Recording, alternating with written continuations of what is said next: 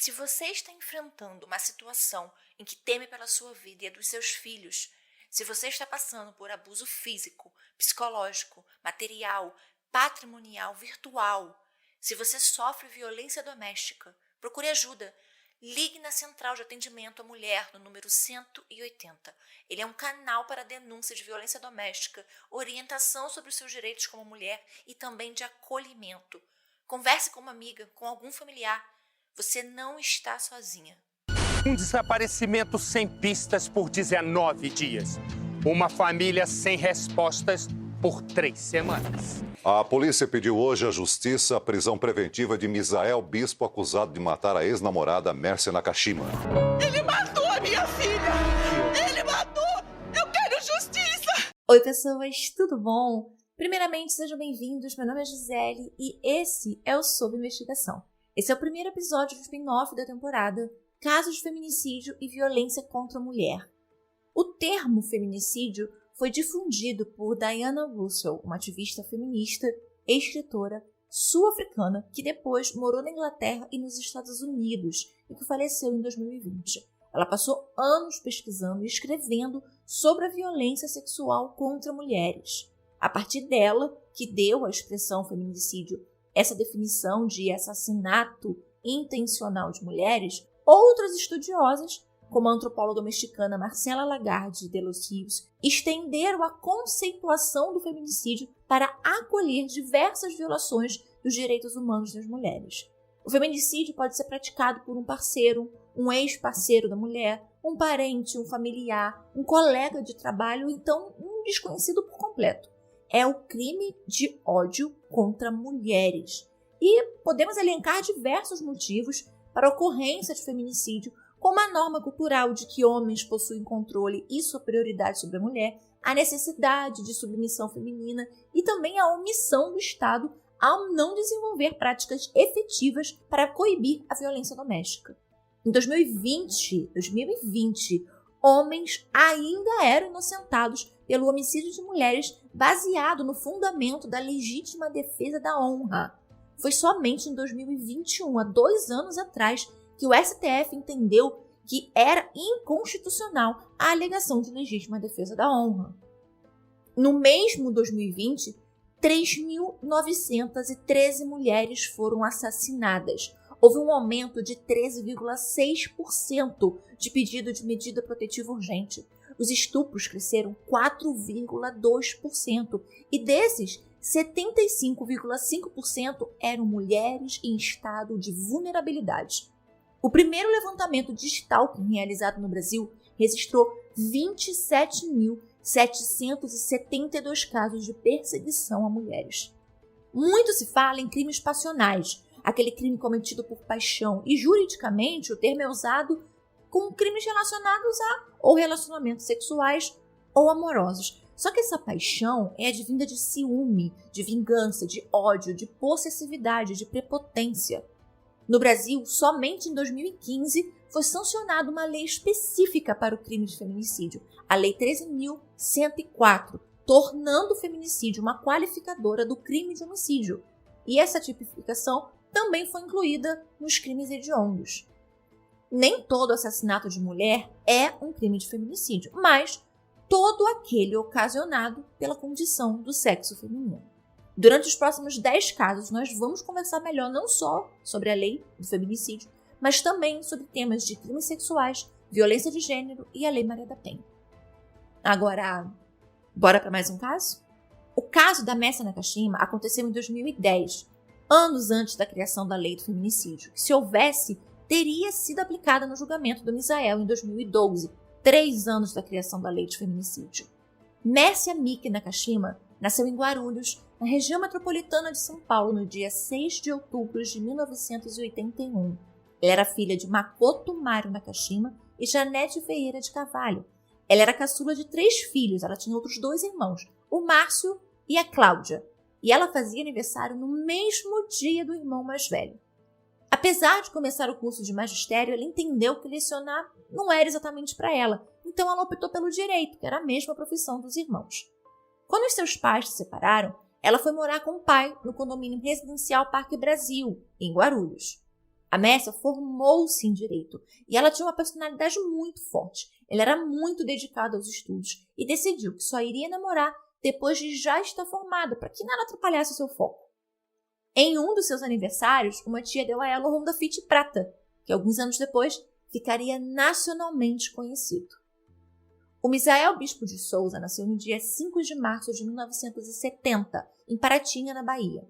Pouco se sabe da família dele, os pais moravam na Bahia e ele veio para São Paulo.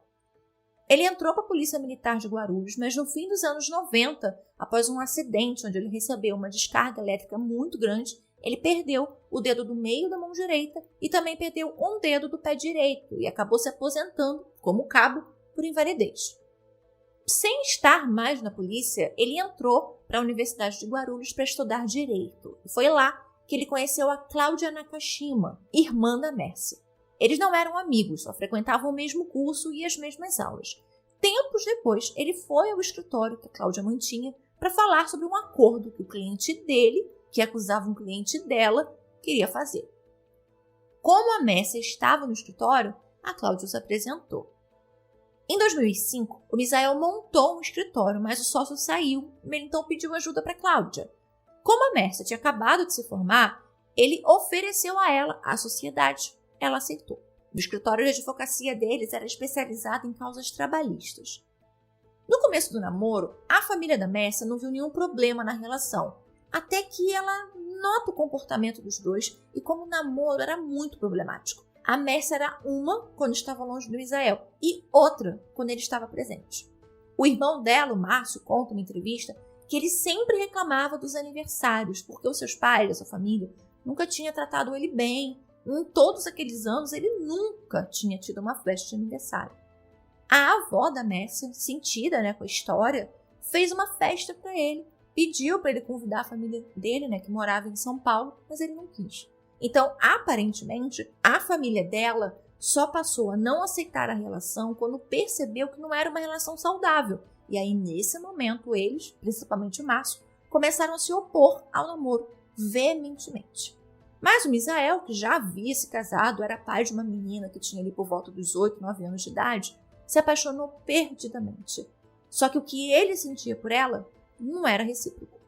Apesar do namoro, idas e vindas constantes, a Mércia não era apaixonada. Talvez tivesse sido no início, mas se foi, já não era mais. A relação dos dois acabou tornando-se um misto de paixão com ódio, interesse, muita cobrança, ciúmes, humilhação e processos judiciais.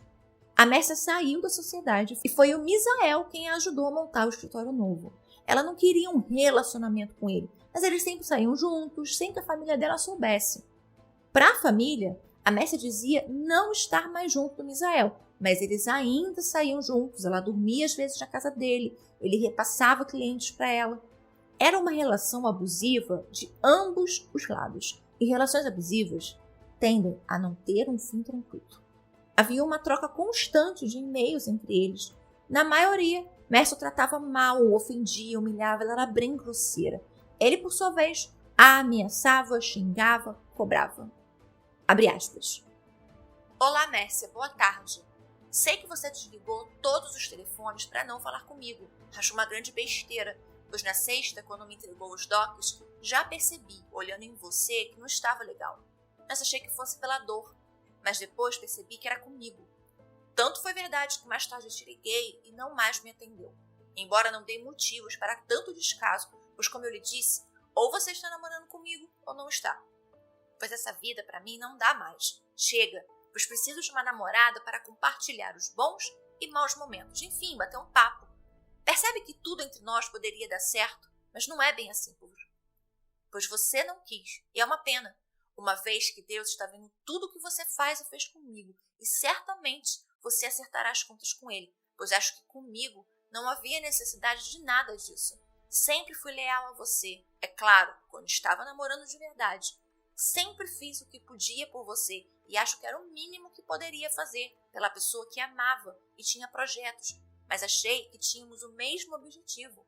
Mas como não tinha e não teve, agora tenho que ser justo comigo em primeiro lugar, pois você sempre pensou só em você e na sua família. Eu que me lasco. Se você não tivesse sido e continua sendo covarde comigo, as coisas seriam diferentes. Acho melhor mantermos distantes um do outro, pois já cansei de ser tirado como idiota. Chega. Você, Mércia, não merece mais o meu amor. Fecha aspas. Misael era complexado, ciumento, reclamava que Mércia sentia vergonha dele, e era por vergonha que não assumia o namoro. E ela de fato sentia vergonha dele, principalmente de como ele se vestia. Se ele estivesse de bermuda e chinelo, ela mandava ele embora e só voltar quando ele estivesse com um sapato decente e uma camisa polo. E ela também nunca andava com ele na rua de mãos dadas. Ela termina definitivamente com ele, põe fim à relação fixa que eles tinham em 2008, após as eleições municipais em que o Misael se candidatou a vereador. Mas em 2009 eles voltam a se encontrar, mas em segredo. No mês de maio de 2010, o Misael determinou que acabaria com tudo aquilo. Ao invés dele se afastar definitivamente da Mércia, seguir a vida dele, ou procurar uma mulher que gostasse dele, que fosse recíproca, ou simplesmente superar também, né? Não, ele optou por matá-lo. O Misael tinha uma relação de amizade e também uma relação profissional com um vigia chamado Evandro Bezerra da Silva. Eles já se conheciam há muitos anos. O Evandro trabalhava como vigia em um posto de combustível em Guarulhos chamado Bom Sucesso e também fazia diversos bicos de segurança, como na feira, perto da casa da avó materna de Mércia. O plano do Misael era matar a Mércia no dia 16 de maio, mas acabou não dando certo. No fim de semana seguinte, eles se viram no dia 21 e no dia 22, uma sexta e um sábado. Foram ao cinema, jantaram, a Mércia foi para a casa do Misael dormir lá. E eles combinaram de também se verem no dia 23, que era um domingo. Naquele 23 de maio de 2010, a Mércia liga para a mãe para saber onde ela estava. Então combinaram de se verem no almoço de família na casa da avó materna, no bairro do Macedo, onde a família já costumava se reunir todos os domingos. Perto do meio-dia, o Misael vai à feira, fica uns 20 minutos conversando com o Evandro. Ao ir embora, dá carona a uma mulher que ele conheceu na feira que estava com a filha. Às 2h30 da tarde, ele liga para a Mércia. Ela não atende. E aí ela reclama com o irmão de que o Misael estava ligando e enchendo o saco, quando o irmão dela viu o número da tela no celular. O almoço já tinha terminado, quando as crianças que estavam na casa resolveram ligar a TV para jogar videogame. Mércia queria que eles mudassem ou tirassem o jogo, mas eles não trocaram e continuaram jogando. Então ela disse que iria embora lavar o cabelo. Era por volta das 6h30 da noite. Ela combina com a mãe de no dia seguinte passar lá para irem ao escritório. O que a família não sabia era que a Mércia já tinha combinado de ver Misael no fim do dia sem que ninguém soubesse. O combinado entre ele e o Evandro, segundo o Evandro, era de que o vigia, que ele tinha um irmão que trabalhava como caseiro na represa Atibainha, na cidade de Nazaré Paulista, iria buscá-lo lá na represa quando Misael avisasse que era a hora. A represa não era um local desconhecido para o casal. Eles já estiveram lá algumas vezes antes para namorar. Para chegar nesse local lá na represa, precisava pegar a rodovia SP-36, depois uma estrada chamada Cuiabá e, por fim, ainda uma estradinha de terra. Então, só vai quem conhece muito bem o lugar. O Misael fica ali durante o dia, né, próximo à casa da avó da Mércia, ali de vigia, para ter certeza de que ela estava lá. Nesse tempo, ele liga 27 vezes para o Evandro, quase que dando a ele assim, um minuto a minuto como é que estava a situação. Ele daí vai para casa, fica uns 3 minutos mais ou menos em casa e depois estaciona o carro no Hospital Geral de Guarulhos. Antes de ir buscar o Misael, a Mércia vai em casa. As câmeras de segurança do elevador gravam os últimos momentos da Mércia viva, de calça jeans, tênis branco, uma blusa roxa, se arrumando no espelho do elevador. Na segunda-feira, a Mércia não apareceu nem para buscar a mãe em casa e nem no trabalho, o que eles acharam muito estranho. No fim do dia, a Cláudia vai na casa da mãe saber se a Mércia tinha aparecido, ligado, mas nada. Começa então a busca, porque alguma coisa tinha acontecido. Ela não era de sumir sem falar nada. A família procurou a delegacia em Guarulhos para reportar o desaparecimento, porém, eles começam a notar que a polícia não estava assim tão interessada, ou pelo menos não parecia estarem. preocupados, agoniados com o sumiço da Mércia, eles vão a São Paulo, na Delegacia de Pessoas Desaparecidas, presidida pelo delegado Antônio Olim, e aí lá eles relatam o desaparecimento. O Misael, ele foi na delegacia no dia 27 de maio, mas por livre e espontânea vontade, assim, foi lá dar sua declaração acompanhado de 2 advogados. E até aquele momento, a polícia ainda não estava certa do que tinha acontecido com a Mércia, e a família dela acreditava piamente que ela tinha sido sequestrada. 3 dias depois, no dia 31, o Misael, aí sim, é formalmente notificado para comparecer na delegacia. Mas, naquele momento, o delegado Olim já estava meio desconfiado do envolvimento dele no caso. A versão do Misael é de que ele tentou falar com a Mércia naquele dia, mas não conseguiu. Eles tinham se visto no dia anterior e ele apresentou os comprovantes até dos estacionamentos dele e dela, o que só levantou mais suspeitas, porque, gente, quem guarda o ticket do estacionamento? Geralmente a gente joga fora ele na própria cancela, né? Ele também diz que foi pela manhã visitar a filha, depois foi à feira, deu carona para uma mulher, foi para casa e no fim do dia ele encontrou uma garota de programa e ficou algumas horas com ela dentro do carro. Só que ele não sabia o nome dela e também não dava informações de onde seria possível encontrar essa garota de programa. O delegado pergunta se ele tinha carro e se esse carro teria seguro. E aí o Misael, já irritado, responde que claro que ele tinha. O Sportage dele não ia ficar andando sem seguro. E foi aí que o Misael se entregou. O interesse do delegado era não em saber a marca do carro dele, ou quanto dinheiro que ele tinha, porque ele tinha terminado o carro, não. Era saber se o carro tinha rastreador. E tinha. Quando ele e a Mércia ainda eram sócios, para o seguro ficar mais barato, ela mandou instalar um rastreador no carro dele. Então, acabou que de uma certa maneira, em vida, a Mércia ajudou a desvendar a sua própria morte. O Olim imediatamente pediu para a empresa do rastreador o histórico dele. E aí mandaram um histórico de 3 dias antes do pedido. Ele então pediu os 40 dias antes para entender qual era a rotina do carro, os lugares mais frequentes e ver se tinha algo que saía do padrão dele. O histórico mostrava muito ele indo a um posto de combustível, às vezes até mais de uma vez ao dia, ali no mês de maio. Então o delegado achou que estranho, porque não era possível alguém abastecer um carro tanto assim, a não ser que ele colocasse muito pouco combustível toda vez. E aí o delegado foi no posto e descobriu que ele não ia lá para abastecer, mas para conversar com o vigia do posto, o Evandro. O mesmo histórico mostrava que durante quase 4 horas o carro ficou parado em frente ao Hospital Geral, sem que ele tivesse realmente ido ao hospital, só ficou lá, parado. Enquanto isso, a família, em especial o Márcio, montaram uma equipe e se empenharam em achar a Mércia. Uma central foi montada na casa da avó para receber pistas, para receber ligações.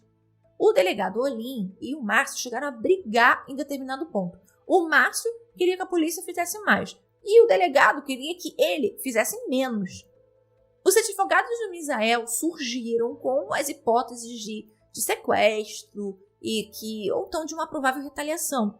Ela deveria estar sendo ameaçada por um ex-cliente, em que ela, inclusive, tinha atuado no divórcio dele e também em uma ação trabalhista, e que, como resultado foi negativo, esse cliente, que era o Messias, começou a ameaçar a vida dela. Só que a Cláudia, depois, a irmã da Mércia, encontrou nas coisas da própria Mércia o processo desse determinado cliente e constatou que tinha sido um processo super tranquilo. Então, ele não teria motivo para querer fazer algo contra a Mércia por conta daquele processo. Para confirmar a versão do Misael, uma equipe, junto com o agora suspeito e os advogados dele, refizeram todo o trajeto dele naquele dia.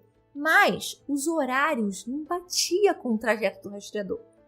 Então a polícia pediu a quebra do sigilo telefônico dos números do celular do Misael e da Mércia. Ele tinha uns 5, 6 números de telefone e ela também tinha diversos números de telefone. Um policial, que até trabalhava no setor de sequestros, começou a ajudar na varredura da régua dos números dos dois. E ele passou dias e mais dias e mais dias verificando, cruzando as ligações. E nesse cruzamento, o Alexandre Simone, que é esse policial do setor de sequestros, descobre um número de telefone meio suspeito e ele não sabia de quem seria. Esse número nunca tinha sido usado, exceto no dia do desaparecimento. A procura continuava. O caso foi para a televisão, dando ainda mais visualização para a história. Até que já passado dias, um homem cortava o cabelo em uma barbearia e vê ali na TV a reportagem sobre o desaparecimento e comenta que naquele dia 23, enquanto ele pescava na represa em Nazaré Paulista, ele ouviu do barco dele 2 gritos de mulher e depois viu um homem empurrar um carro prata para dentro da água. Por uma bizarríssima coincidência, aquela era a barbearia onde o seu Makoto cortava o cabelo. Então o barbeiro sabia que era ele e contou para o seu Makoto a história do pescador.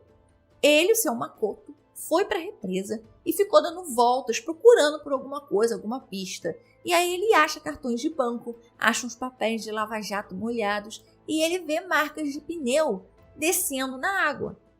E aí no dia seguinte, no dia 10, ele procura os bombeiros de Bragança Paulista e implora que eles mergulhem lá naquele local da represa. Naquele dia, no dia 10 de junho de 2010, os bombeiros dão diversos mergulhos durante o dia, mas eles não encontram nada.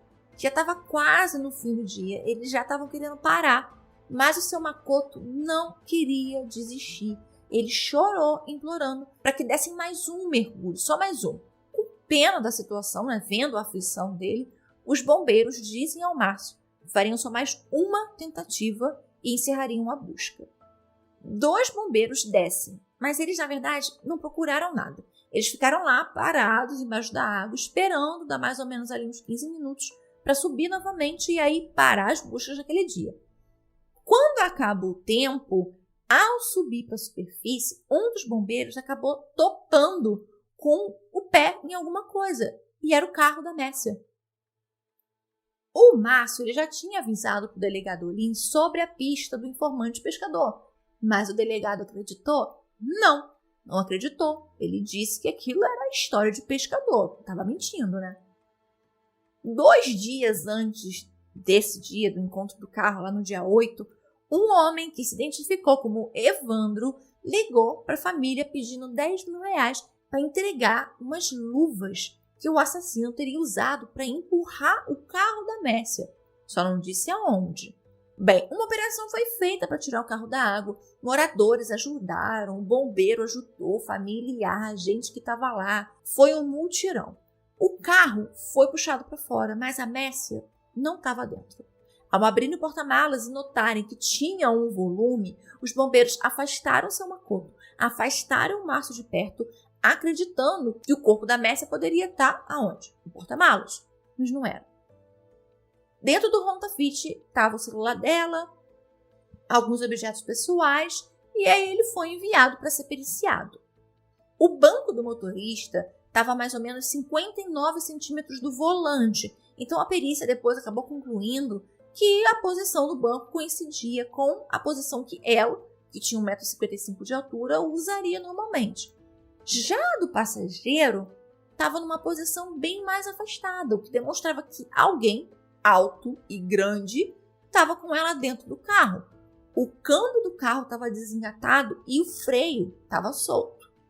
A conclusão era de que a Mércia foi dirigindo o seu próprio carro, mas não dava para saber se ela foi obrigada ou se ela foi de própria vontade. O carro, como eu disse, foi encaminhado para a perícia, mas ainda havia dúvida. Onde estava a Mércia? Mas a dúvida não durou muito. No dia seguinte, Roberto Yamauchi, de 47 anos, um pescador que morava ali na região, estava ali no seu barco, por volta das 9 horas da manhã, na represa. E aí ele vê algo boiando na água, vestindo uma blusa roxa. Ele volta à margem da represa, onde a família da Mércia estava lá com os bombeiros, se preparando para mais um dia de buscas. E aí ele encosta o barco, estava com o cachorrinho dele dentro, e pergunta se ela estava com uma camisa roxa. Eles dizem que sim. E é aí que ele aponta onde viu o corpo boiando do outro lado da margem da represa. A gente vai lá então. O país viu quando o corpo de Messia Nakashima foi encontrado na represa de Nazaré Paulista. No livro A Paixão no Banco dos Réus, a escritora Luísa Najib escreve que o pescador, esse que viu o carro sendo submergido, tá, gente? Permaneceu anônimo, porque ele era casado na época.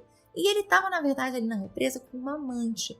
Ele ficou no programa de proteção à testemunha por um tempo, prestou depoimento na delegacia, participou da reprodução simulada para que a perícia confirmasse que ele realmente tinha visto o que ele disse que viu, mas ele não foi chamado nem pela defesa e nem pela promotoria no julgamento. E até hoje não se sabe o nome dele. Equipes de televisão estavam no local e na cena do Márcio, reconhecendo a irmã, vendo o estado do corpo da irmã, gente, aquilo mexeu com o país inteiro. Ela já estava mais de 2 semanas na água, então o corpo entrou num estágio que é conhecido como saponificação. A saponificação na medicina legal é o que se chama de um fenômeno conservativo. Ele ocorre quando o corpo está no meio aquoso, né? Está lá na água, e é um processo que acaba acontecendo naturalmente. A pele, ela fica com uma aparência de sabão, sabe? E o corpo fica com uma textura untosa. Mas é um processo que conserva bem o corpo. Então, por um lado, acaba ajudando o legista a entender o que aconteceu, porque o corpo fica conservado, né? Só que tá na água, né? Então, assim, tem peixe, tem crustáceo. Então, esses animais também são necrófagos. E eles acabam comendo as partes moles do corpo. Então, come olho, come língua, come unha, come cabelo, o cabelo todo solto. Então, assim, gente, o corpo fica irreconhecível. Não tem como saber se é mulher, se é homem, se é preto, se é branco, se é gordo, se é magro. Não tem como saber. Fica extremamente diferente. Eu não recomendo ninguém a ir atrás de procurar ver corpos nesse estado. Aliás, eu não recomendo vocês irem procurar ver cadáver nenhum, nem nesse estado e nem em nenhum outro, né, gente? Quando os bombeiros acabaram mexendo no carro, quando eles encontraram, né, ainda lá debaixo d'água, o que aconteceu? Como o carro se movimentou, o corpo saiu do banco e acabou indo pela janela. Saiu pela janela do motorista, porque era a única do carro que estava aberta. Por isso que o corpo dela não foi encontrado no dia anterior dentro do carro. Assim que sai na televisão o encontro do Honda, o Evandro abandona o emprego no posto e viaja para o Nordeste, para Sergipe. A pesquisa dos registros telefônicos encontra a ligação da Messia para um número desconhecido.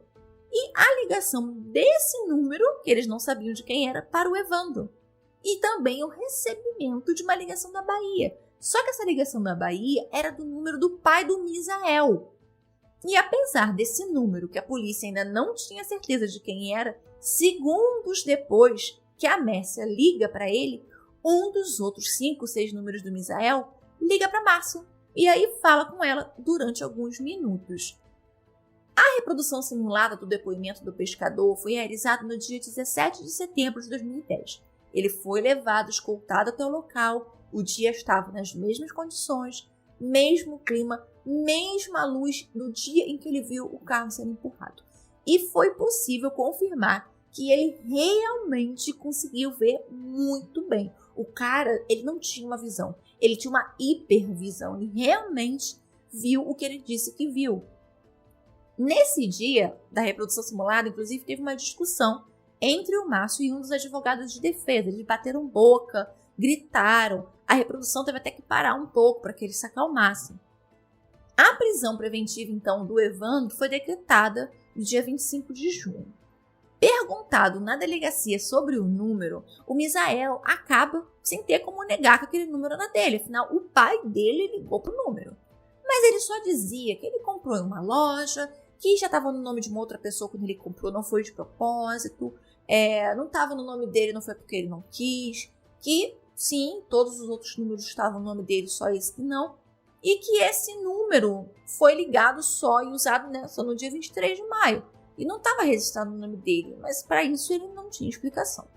Foi inclusive nesse interrogatório sobre os números do telefone e sobre quando eles falam desse número de telefone, é que ele bate na mesa com força, dizendo que não ia falar mais nada, que ficou um trecho super famoso desse vídeo. Inclusive, para quem quiser, tem o interrogatório completo no YouTube, tá, gente? No canal do Delegado Olim, vocês conseguem assistir o interrogatório inteiro, onde acontece essa situação, que ele bate na mesa. Acho que é 1h30, mais ou menos, de interrogatório. É só procurar no canal do Delegado Olim. O delegado obtém um mandado de busca e apreensão para a casa do Misael. E entre outros itens que foram coletados, o delegado pediu o sapato dele. Um sapato que ele estava sempre usando, de couro marrom. E ele tinha sido limpo. Mas mesmo assim o delegado quis levar o sapato para ser periciado. E novamente o delegado Olim acertou. Aquele sapato era o que faltava para condenar Misael pelo assassinato de Messi Nakashima. O laudo necroscópico saiu. A causa da morte era afogamento. Ela foi atingida por 3 disparos de armas de fogo. Um deles, inclusive, foi no queixo. Quebrou a mandíbula dela, que ocasionou um desmaio. Ela acabou desmaiando depois dos tiros. E aí, com ela desmaiada, ele empurrou ela dentro do carro para morrer afogada. Na roupa que ele disse ter usado no dia, foram encontrados fragmentos ósseos, que, infelizmente, por serem muito pequenininhos, eram microfragmentos, não puderam ser usados para análise de DNA.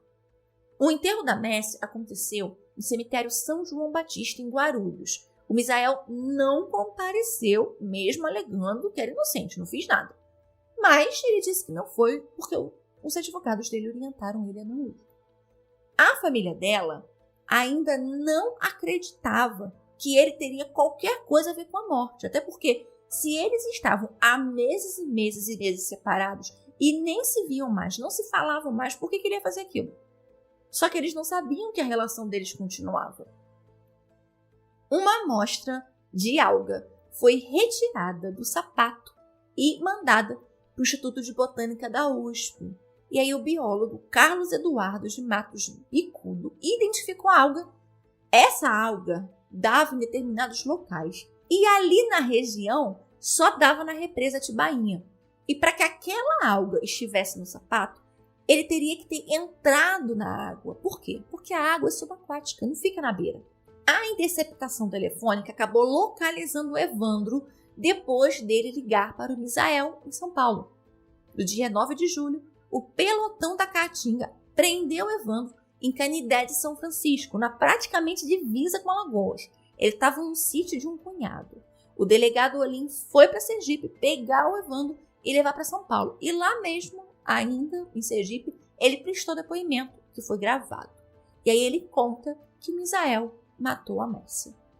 Eu sempre aconselhava ele, desde o mês anterior. Ele sempre estava seguindo ela. Ele sempre... Em maio ele começou a te procurar e falava o quê? Falava que ia matar ela. Então aí eu aconselhava, falava, você é um cara que se fudeu na polícia, fez bico de feira, se formou na feira, é um advogado, já tem seu escritório, você arruma outra mulher, pô, vê tua vida. Tá? Você é um cara estruturado, vai querer se fuder por causa da mulher. Você pode fazer alguma coisa com ela aqui que é o suspeito, vai ser você. Aí ele maneirou. Depois voltou de novo. Não sei o que, não vai saber, eu sei onde eu vou colocar ninguém baixar, onde ninguém vai baixar. Você vai ser o suspeito de ser o ex-marido dela, meu. Você esquece essa da tua vida, meu. E ele queria que você fizesse o que nisso aí? Pra mim, ele não tinha me envolvido ainda, né? Tá? Ele veio me envolver já no final, que foi no sábado. Né? No sábado, que foi... No sábado ele foi te procurar. Então ele já procurou onde no sábado? Tá? No sábado ele me procurou no posto. Também no sábado? Ele procurou no posto. No domingo ele foi na feira. E no sábado ele falou o quê? Ele falou assim, o QRU vai acontecer esse final de semana, tá? E você vai me pegar lá. Tá? Mas ele já tinha te falado onde era pra você pegar ele? Ele falou que o QRU ia ser lá em Nazaré. Tá? Lá na represa. Eu falei, mas a represa é grande, o que é a represa? Eu falei, em Cuiabá, você conhece Cuiabá? Eu falei, conhece aquela de cima do pessoal tomar banho? Eu falei, conheço, porque ali eu conheço tudo, né? E aí? Tá? Aí eu falei, tudo bem. Aí ele pegou no domingo, 6 horas. Encontrou com você? Ele foi no posto. Não, meio-dia ele encontrou com você. Postou na feira. Na feira? Ele falou que aí na rua Monte Alegre? Isso, ele falou que aí vai acontecer hoje. Tá. Aí beleza. Você recebeu uma ligação aquela hora de quem? O meu irmão que ligou do Cuiabá. Pra falar o quê? Ele perguntou se eu ia pra lá, porque eu sempre ia pra lá. Entendi. No domingo, eu ia na segunda. E aí? Porque como no domingo eu não tinha feira, tá? Aí na segunda não tinha feira, segunda-feira eu ia pro sítio, né? Era nas segundas e nas quintas que eu ia lá pro sítio, né?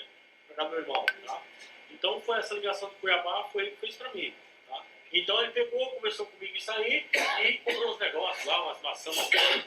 Aí ele falou, depois eu passo no QTH lá no posto lá. Tudo bem. Quando foi, não sei. Pra quê? Pra combinar o horário? Pra quê? Pra falar pra mim como é que ia ser pra me pegar ele. Aí ele foi. Mas você já achava que ele ia fazer algum mal pra ela? Eu acho que ele sim, porque ele já estava o mês inteiro seguindo ela. Bom, e aí? Estava na volta dela, ele pegou e falou assim pra mim, ó, no domingo, era umas 6 horas. Ele postou lá e falou, Evandro, ó, o que vai ser hoje? E você me pega em Nazaré, que ela tá na casa da avó dela. Eu já passei lá e ela tá na casa da avó dela. Então você me pega em Nazaré depois de sair do posto. Isso que horas que era? Eu falei, ó, eu saio do Que horas eram isso? 6 horas, mais ou menos, eu creio. Que é a hora que ele foi no posto. Ele foi no posto, Tá, vai ser 6 horas. né? Ele também fala de um acidente entre uma moto e um carro que teria acontecido no dia, na estrada de terra, e que tinha policiais, e que o Misael chegou a abaixar os vidros do carro para cumprimentá-los.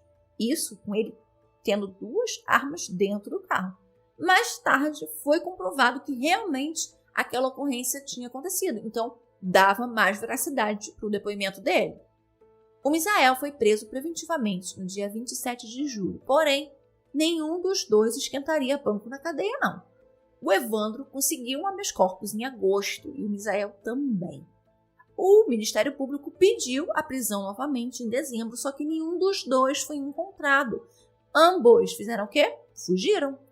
E aí eles foram incluídos na lista dos mais procurados do estado de São Paulo. O Misael só se entregou no Fórum de Guarulhos com 3 advogados em fevereiro de 2012. Sim, gente, eu sei. Deixa meu 12, tá bom? Eu sei que é 12. Mas eu gosto de falar 12. 1 ano e meio depois de fugir, ele foi transferido para o presídio especial da PM e ficou em cela separada por ter ensino superior. Hoje, inclusive, não dá mais, né, gente? Acabou a cela privilegiada. Se vocês não sabiam, agora vocês estão sabendo. O Evandro foi preso novamente em junho de 2012, faltando 2 meses para completar 2 anos, fugindo e mandado para onde? Para Tremembé. Entre 2010 e 2011, a família da Mércia passou por 2 situações muito estranhas. Na primeira, em outubro de 2010, um carro, dirigido por um PM, pertencente ao ex-batalhão do Misael, colidiu com o carro do irmão dela, com o Márcio, violentamente. No começo do ano seguinte, ele e a mãe foram perseguidos por 2 motoqueiros e o carro acabou caindo em uma ribanceira quando o Márcio perdeu o controle do carro na fuga. O Misael estava foragido. O julgamento dos 2 foi desmembrado e o Misael iria ser julgado primeiro.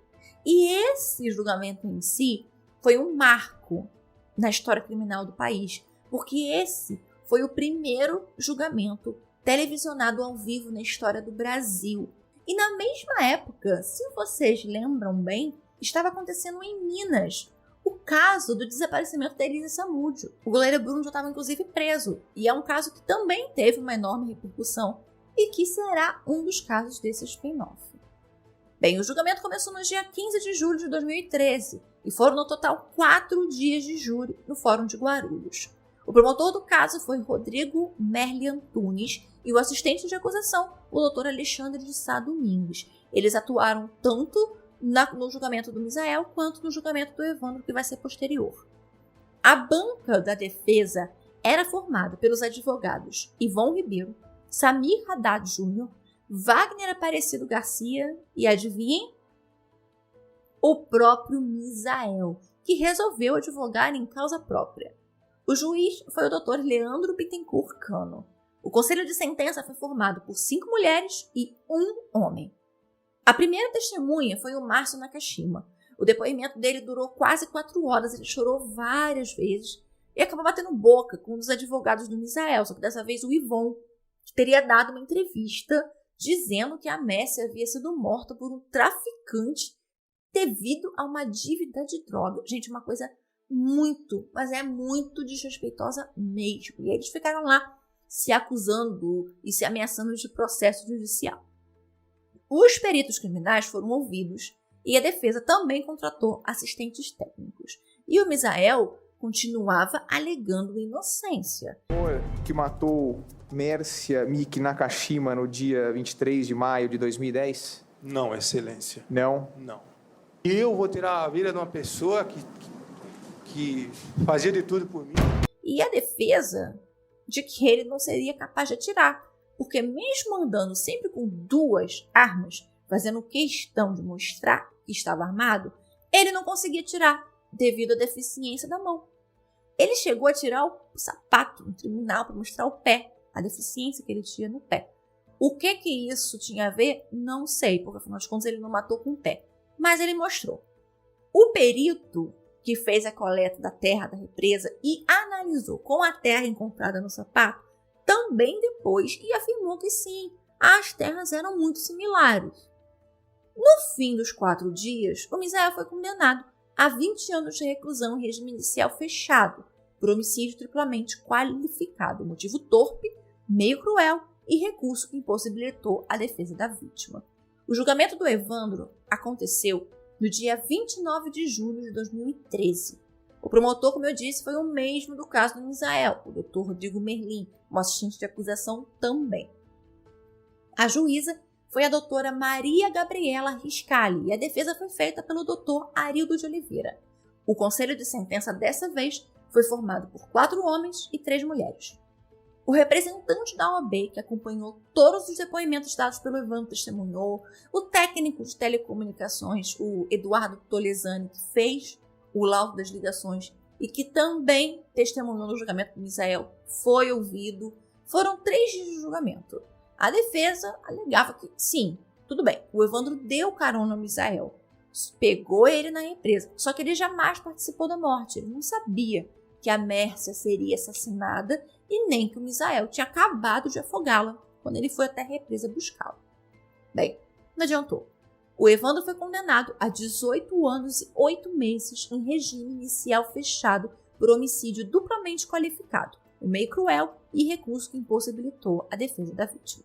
No ano de 2016, o Misael iria receber uma indenização de um processo dele que tinha sido concluído no valor de R$210 mil, e a família da Mércia entrou na justiça pedindo bloqueio do dinheiro para fim de pagamento de indenização que eles pediriam assim que o processo estivesse em trânsito julgado.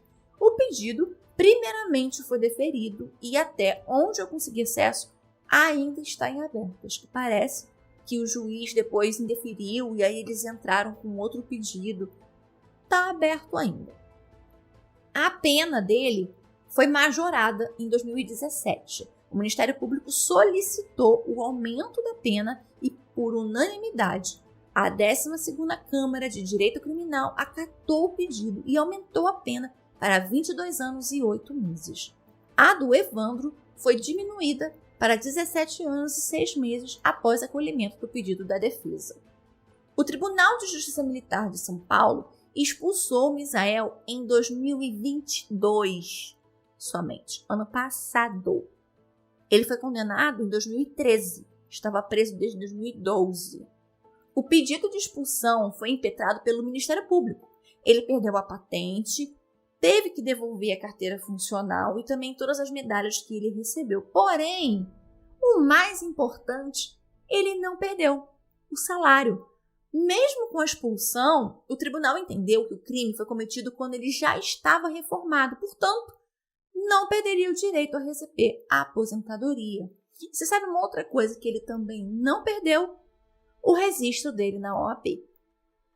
O Misael, hoje, na data de hoje que eu estou gravando este episódio, no dia 3 de abril de 2023, ainda está com a OAB dele ativa e normal.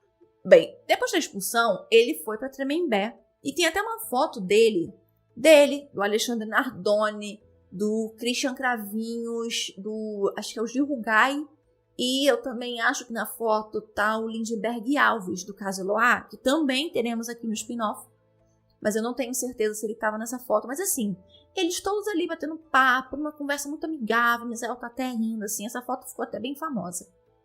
Em 2019, ele teve aprovado o direito ao semiaberto e ele teve a sua primeira saída temporária no Dia das Crianças daquele ano. Ele já tinha pedido a progressão em 2016, mas ela tinha sido negada.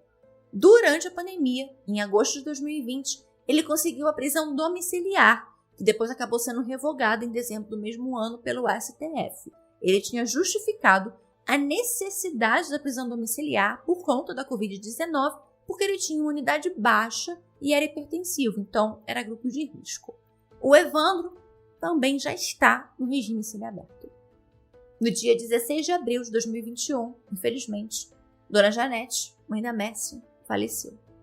Hoje, Márcio Nakashima é deputado estadual em São Paulo e cuida do Instituto Mércia Nakashima. O link para o Instagram do Instituto está aqui na descrição desse episódio. Esse foi o primeiro caso desse nosso spin-off. Espero que vocês tenham gostado. Espero que vocês fiquem comigo para os próximos 9 episódios. O caso da Mércia Nakashima é um caso que eu falo foi muito bem investigado. A perícia foi muito bem feita. Tá, tem ali no julgamento, tem uma polêmica com o perito que fez esse caso, mas no geral foi uma investigação muito bem feita, muito bem fechada. Relações abusivas são tipos de relacionamento que a gente precisa ter muito cuidado, gente. A gente precisa entender até onde a gente pode ir e até onde o outro aguenta.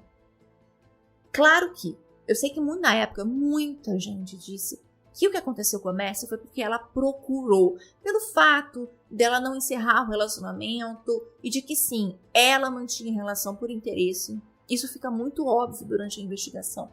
Mas nada, gente, nada, nem em 2010 e nem hoje em dia, não existe nada que justifique você matar alguém. Porque assim como ela mantinha aquele relacionamento por um interesse profissional, ele também mantinha um relacionamento por um interesse amoroso. Eram 2 interesses. Só eram interesses diferentes. Claro que a maneira com que ela tratava ele, que a gente vê nos e-mails que eles trocavam, apesar de ser realmente muito agressiva, ela realmente tratava ele muito mal, ainda assim não dava o direito dele combinar e tramar a morte dela. Porque, gente, se você, hoje, mulher ou homem, se você está num relacionamento abusivo, não está te fazendo bem, a pessoa não te trata como você merece, suma. O desprezo é a melhor resposta para esse tipo de situação. Não fique. Você merece mais do que um relacionamento abusivo. E você também não precisa ser o abusador. Não é necessário, gente. Nunca termina bem. Nunca termina bem. E vai continuar não terminando bem. Então, se você está hoje numa relação abusiva, saia. Procure formas de sair. Sempre há meios de sair. E não seja o abusador. Porque a gente não sabe com quem a gente está lidando e até aonde essa pessoa aguenta. Até aonde ela vai ser passiva e aceitar o abuso sem que comprometa a sua saúde física. Onde não te comprometa, não comprometa a sua vida. A Mércia acreditou que ela tinha um determinado controle. Ela acreditou que o amor que o Misael, a paixão que o Misael sentia por ela, dava a ela um certo limite. Só que ela esticou demais essa corda. E o amor, a paixão que ele sentia por ela se transformou em ódio. E a partir do momento que se transformou em ódio, ela não tinha mais como ficar controlando a relação deles como ela fazia. Ia lá, dava um tapa, assoprava, dava um tapa, assoprava. Não dá certo, gente. Se você está num relacionamento em que o respeito acaba, em que as ofensas começam, as brigas começam, as trocas de xingamento começam, está no momento de parar. A gente precisa entender o limite e o momento de parar. E eu desejo que todas as mulheres que hoje em dia, todas as pessoas hoje em dia que estejam em relacionamentos abusivos, consigam enxergar esse momento de parar. Para que a gente não tenha mais casos de Mércias. Daqui a 15 dias nós voltamos com o próximo episódio do spin-off. Espero os comentários de vocês depois lá no post do nosso Instagram, que como vocês já sabem é @sob investigação. Conto com a avaliação de vocês. Não esqueçam, gente, de deixar a avaliação de vocês. E também, como sempre eu digo e repito, tá lá na Aurelo a nossa campanha de apoio, começando a partir de R$3. Na semana que vem já teremos o primeiro episódio de conteúdo exclusivo lá na Aurelo, que, como eu falei para vocês no final da temporada passada, dessa vez serão 10 casos de serial killers gringos. Tem de tudo, gente. Tem canadense, tem ucraniano, tem norte-americano, tem latino-americano, tem para todas as preferências, tem para todas as regiões. Então, caso você queira ou ouvir o conteúdo exclusivo, ou então só ajudar mesmo este podcast que vocês ouvem, é só clicar no link aqui na descrição e apoiarem o podcast lá na Aurelo. É isso por hoje, gente. Nos vemos agora no próximo domingo com um novo caso. Beijos!